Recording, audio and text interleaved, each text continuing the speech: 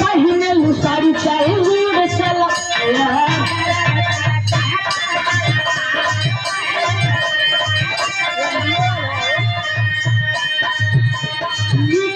सगरी बदन पे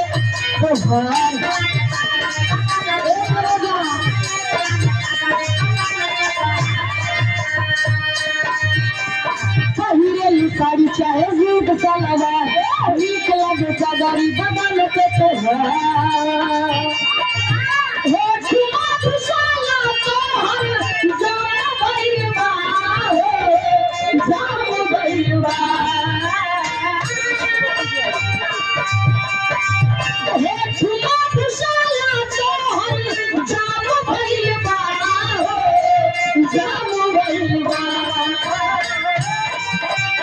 सही न दुनिया में ना भइलबा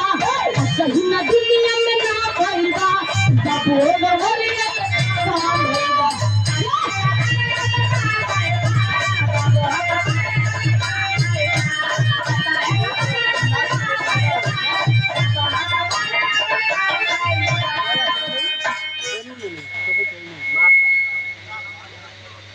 सारा जैसे ट्रेनिया पकड़ा था उससे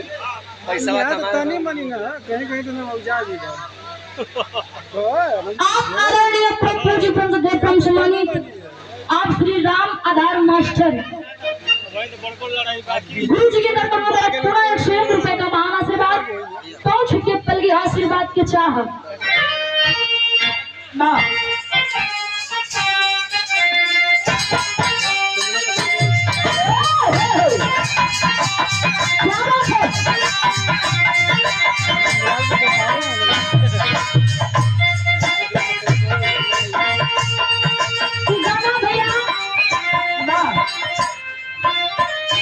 समर सिंह भैया क्या बड़ा ट्रेंडिंग में चल रहा जब से समर सिंह भैया हरनवा वाला गाए सबसे पता नहीं अब तक कितना गाना रिलीज होगा बोल बम से लेके कृष्ण भगवान तक एकदम ट्रेंडिंग में चलता बस सही से गावन बड़ा बढ़िया सॉन्ग गाए हैं और यहाँ पहुंचे सुधीर भैया तुरंत गाना के फरमाइश भरा मंच पे नहीं रहे तब से दीदी अरे कहीं मुस्कान हुए गाऊ पहला गाना हम वही सुने चाहते हैं